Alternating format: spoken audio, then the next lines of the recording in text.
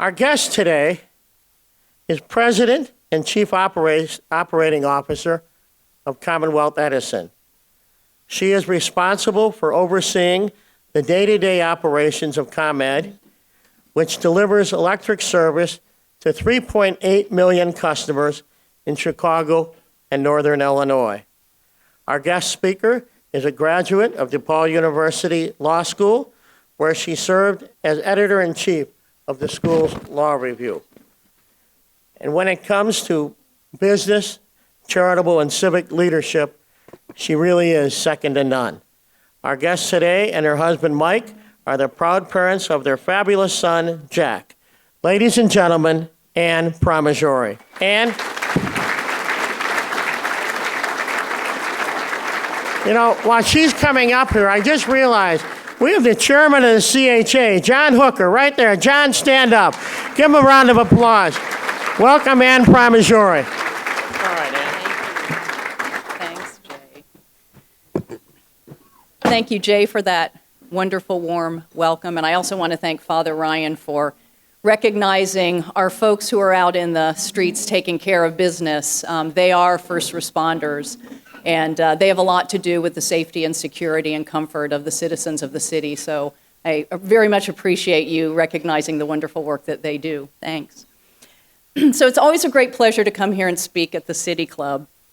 And now that I have one or two of these under my belt, I think I have the formula for keeping your attention. Now, I have school teachers in my family, and they've taught me to set expectations right up front. So here goes. You have reading material at your desk. I'm not going to cover it, but I will expect that you've read it. I'm going to lecture for about 18 minutes, and if there are no disruptions, there will be a movie at the end. So the City Club is a place where we come to talk about the big issues that matter to Chicago. And addressing the issues in this big town is no simple matter. And that is so, in part because we are the city of big shoulders, a global city with an economy that rivals Poland and Switzerland. But what makes Chicago unique and uniquely vibrant is that we're also a city that works on a much smaller and more intimate scale, a city that's defined by its diverse array of neighborhoods. Anyone who's lived in the city knows that there is no one Chicago. The historian Dominic Pasiga once wrote, "There seems to be a different Chicago around every street corner, behind every bar, and within every apartment, two-flat cottage, or bungalow." That we are and always have been a city of neighborhoods is more than an interesting observation. For anyone who wants to do more than passively wait for the future, for anyone who instead wants to impact the shape of the future, it's a critical insight. If you want to strengthen Chicago and Northern Illinois as well, look first to the neighborhoods. This big shoulders, small neighborhoods phenomenon is both the paradox and the magic of Chicago. So if neighborhoods are the building blocks of the future, how do we strengthen them? From my vantage point, the answer is in part by strengthening the networks that connect them. Networks of every kind. Personal, social, and community networks, financial networks, physical networks like electric, water, and transportation infrastructure, and the newest arrival in our world, digital networks. The stronger these networks, the stronger the neighborhood, the stronger our city. And there's no important network for our neighborhoods and our city than the electric grid. When I spoke at the City Club last, I spoke of the rise of 21st century manufacturing running on microprocessors and robotics, 21st century healthcare digitalized, and the 21st century population wired and connected 24/7, all of which makes the electric grid the fuel of economic growth and the foundation of human comfort and security, and it's now more so than ever. But the network we think of as the grid is evolving just as our world is evolving, and the 20th century model of slow analog technology, a heavy environmental footprint, and a customer-indifferent one-size-fits-all product is in the midst of a makeover. In Northern Illinois, the 21st century grid is being built as we speak in the form of 3 networks that individually and in combination can deliver great value to consumers. The foundation, of course, is the physical grid, the network composed of utility lines and poles, But with new smart technology is operating more reliably and dynamically than ever before. And increasingly, it's a digital network, because so much of what we're doing now, the smart systems we're adding, and much of what we will do in the future is built on telecommunications technology. Third, it's a social network, because ComEd's electric grid connects us directly and through multiple channels to 10 million people. We have the ability to communicate with all these people on ways to improve their comfort, positively impact the environment, save money, and stay safe in emergencies. The convergence of these three networks will create great value for consumers in the 21st century who want a different kind of energy system and a world that is cleaner, leaner, more reliable and resilient to weather and other events, and always affordable and fair. Our customers want a customizable service where energy infrastructure that significantly shapes quality of life can be shaped to their life.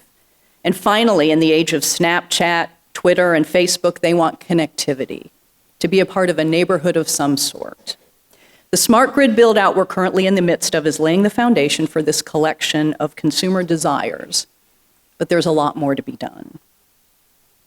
We're on the precipice of this great energy future thanks in no small part to the foresight of the Illinois Legislature, which in 2011 passed a smart grid bill that enabled ComEd to make a $2.6 billion investment to lay the foundation for a smart grid.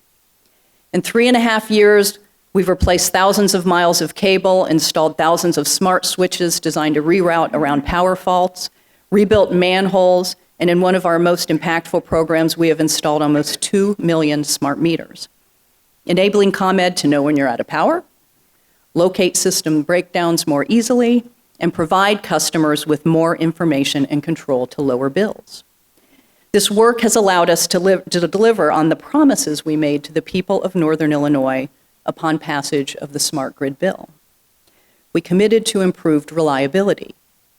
The last 2 years have been record-setting years at ComEd for its reliability performance, and 2015 is on track to crush those previous records and become ComEd's best year in history. What is more, we're ranked in the top 10% of large utilities nationally for reliability, and this improved reliability has saved customers almost $1 billion in avoided productivity loss and home impacts like spoiled food. We committed to improving the customer experience during storms, and we've improved storm restoration times by 30%. We committed to generating economic vitality for our region by creating some 2,000 jobs. The Smart Grid program has actually created over 4,600 jobs and generated $3.5 billion for Illinois in supply chain spend. It has also helped launch and support the growth of dozens of small and local businesses like Trice Construction, MZI, PMI, and Primera Engineering. Finally, we committed to delivering the means to more affordable power. And while we were transparent that this investment carried a cost, we managed our budgets tightly, and in this year, ComEd filed what may be the first rate case in its history, unprompted by outside forces, that sets in motion a rate decrease, a decrease of $50 million. Now, I'm hopeful that this case becomes another first for us, with the Illinois Commerce Commission ruling in ComEd's favor on this rate case.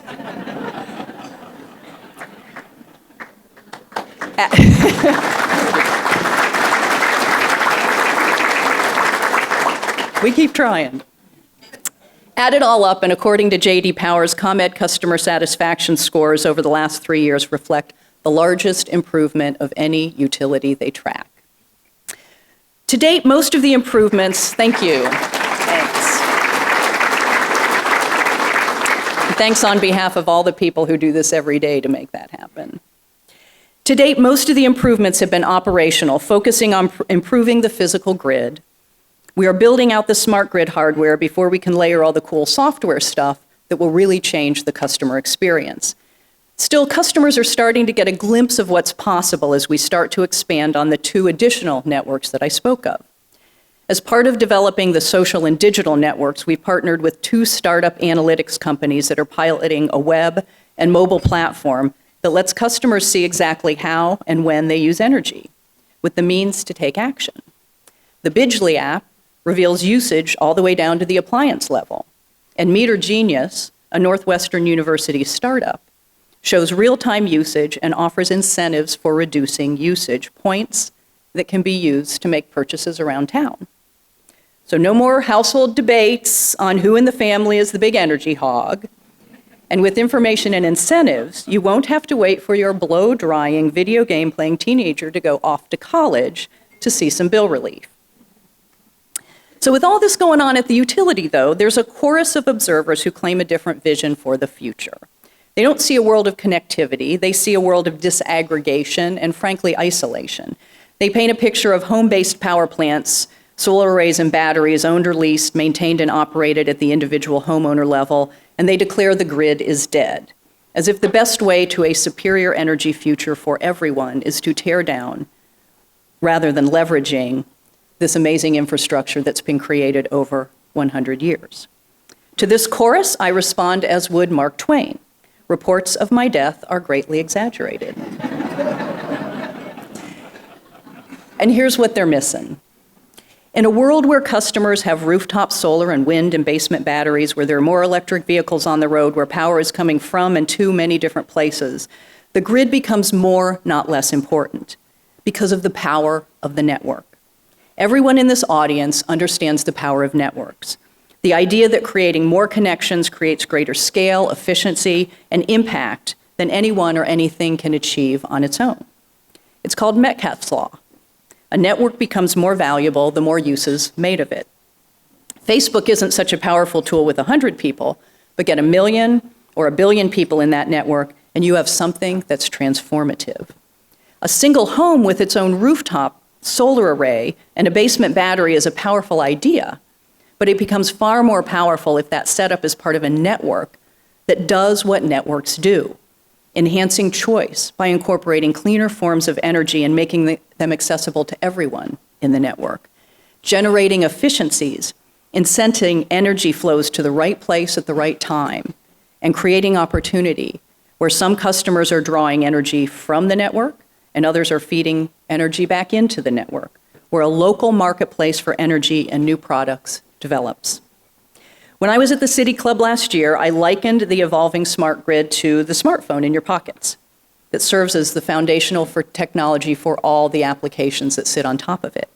The smart grid does exactly the same thing. It's the foundation, the backbone, not only for the energy system of the future, but the neighborhoods of the future and the city of the future. So ComEd's been hard at work over the last 3.5 years building out this grid, the big network. And while being updated technologically, this is a model that we've worked with for 100 years, so we know it pretty well.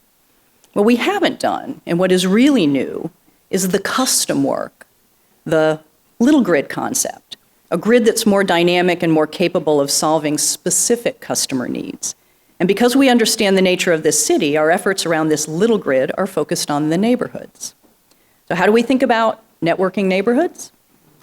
In many different ways for all the different permutations of neighborhood in Chicago. We're conducting an engineering assessment on a new innovative cable, a superconductor, that would allow us to network the main substations in the Chicago Loop, creating the ability to lose a substation and lean on the remaining substations that are networked into this little grid to keep the city center up and running if the big grid becomes unavailable. We have installed smart streetlights in 2 municipalities we serve. This new technology is saving these municipalities over 60% on their bills and handing them control to remotely dim lights for further savings and brighten them for neighborhood events or for safety. We are conducting a community storage pilot that will test an innovative product made right here in Chicago by S&C Electric. This little grid, community-sized battery will allow several hours of backup generation to a small cluster of homes, a neighborhood, in the event of a big grid outage. And the centerpiece of our networks and neighborhoods, or big grid, small grid vision, is a series of 6 microgrids built throughout northern Illinois. These microgrids are small power networks that can connect to the main grid or operate independently. 5 of ComEd's 6 microgrid investments are targeted at critical public infrastructure. designed to ensure that electrical power is available for critical services like healthcare at the Illinois Medical District, water access at the Chicago Heights Pumping Station, and emergency response services at the new DuPage County Center, even if the big grid is not available. Our sixth microgrid focuses on a more traditional definition of neighborhood and will be located in the Bronzeville community on Chicago's South Side. This microgrid will feature solar generation, battery storage, a community dashboard for neighborhood engagement, and many other smart features. Situated next door to the Illinois Institute of Technology microgrid, Bronzeville will become host to the first microgrid cluster in the world, meaning the two microgrids can be dispatched together, each microgrid's energy source capable of feeding the customers in the other microgrid. This project is considered so important to the future of resilient grid design by the Department of Energy. ComEd, in partnership with Hometown Buddies, IIT, S&C Electric, and Argonne Labs, was the only utility in the country to receive grant dollars in this program. With Bronzeville, though, it's as much about the neighborhood as it is about the technology. And now the movie.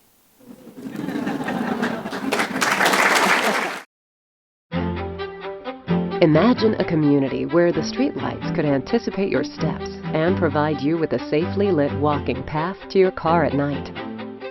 Imagine a city where that same car has just been freshly charged at a local publicly accessible EV charging station. Imagine a neighborhood where a group of residents come together to create a community solar garden, saving money and even selling their excess solar energy back to the grid. This is a community of the future, a community where the smart grid is fully leveraged to connect residents to each other and to the many valuable uses of smart grid technology. ComEd and Chicago can together forge the start of a true community of the future. In Bronzeville, a community on Chicago's South Side with a rich legacy of creativity and diversity, and home to educational facilities, healthcare facilities, and thousands of families. The work that we do in Bronzeville will serve as a model that can then be expanded to other communities. ComEd has already deployed smart meters to the region, putting control in the hands of Bronzeville residents to reduce energy usage and control costs. And ComEd is deploying smart switches to enable electricity to be rerouted instantaneously when there's a disturbance on the grid. ComEd proposes to develop a microgrid in Bronzeville. A microgrid is a small power grid that keeps power flowing in severe weather and emergency situations to ensure that hospitals can function and emergency responders can serve their communities. We received a grant from the Department of Energy to build a microgrid controller, which will enable two microgrids to operate in parallel. It's the first of its kind. Microgrids also give residents and communities the ability to embrace green energy. In the community of the future, residents can have access to detailed information about their energy use. They might have smart appliances and devices that can respond to pricing signals and energy markets. Smart traffic lights powered by sensors might optimize their commute to maximize efficiency and time. Smart parking management systems could allow residents to reserve parking spots on their smartphone. The investments we have made in the smart grid has delivered record reliability and customer satisfaction. We will now be able to leverage this smarter, more reliable and resilient grid to meet the evolving needs of our communities and fuel the 21st century digital economy. The future, our cleaner energy future, delivering livability and workability in our communities starts now.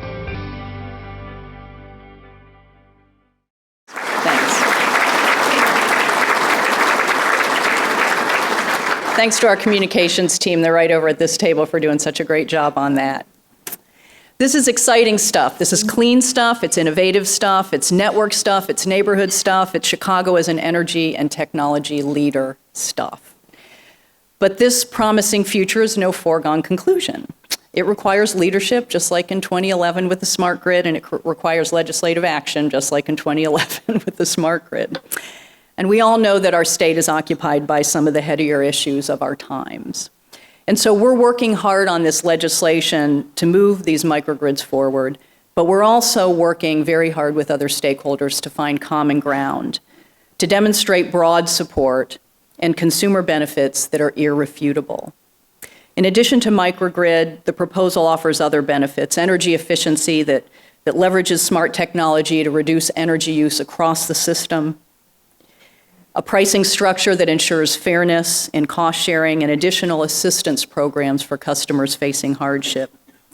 This proposal is a first step to begin fully leveraging the smart grid technology we've invested in on behalf of our customers. So let me finish this afternoon by saying that at ComEd we are committed to, and we think we're particularly well suited to deliver on this future. In part because we've done this work for customers for 100 years. In part because we serve a city that has innovation and technology leadership in its DNA. But mostly because at ComEd we care about the neighborhoods. We're a local company that does well only when our neighborhoods do well. And we're constantly looking for new ways to strengthen them. Whether it's creating the country's first energy efficiency program led by people with developmental disabilities. Two of our ambassadors are here today, Maurice Snell and Christian Salazar. Please give them a hand.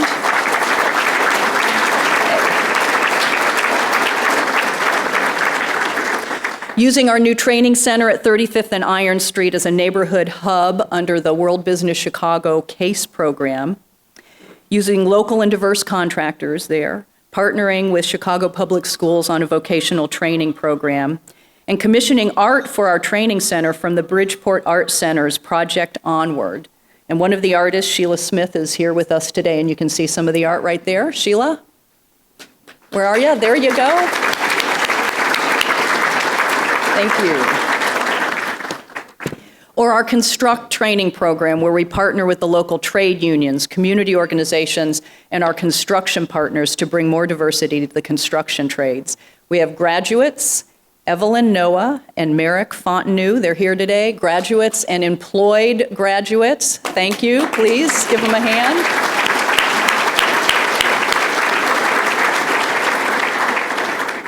So we live in a time of great transformation in a world of great connectivity.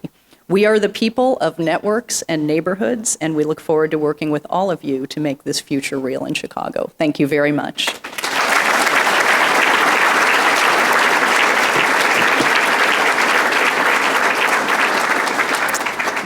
Wonderful.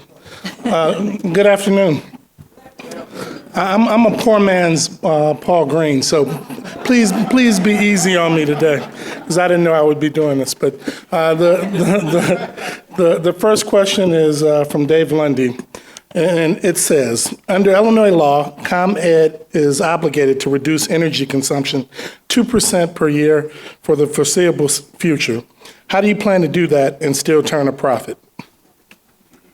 Well, our energy efficiency programs have been in place since 2008, and we have one of the largest energy efficiency programs in the country. To date, we've saved our customers about $1 billion. Just this summer, I think we issued a press release in the last week or so that just over the summer, we saved our customers $36 million. So this is something we do. We recognize that our customers, I spoke of clean and lean. Lean is less usage, and that's what our customers want. So we've been moving in that direction for a number of years. We continue to move in that direction.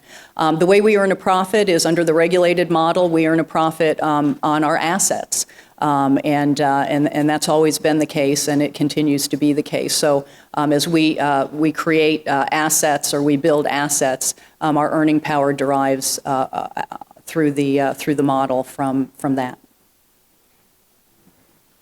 Any other questions? I think we have one that's being written. While that's being written, one question I have is, you talked about the ICC and legislation that's going forward. Are there different pieces of legislation that are going forward, some things that are going to the ICC and then to the General Assembly, or is there a package? What exactly is ComEd trying to move? Simplified, of course.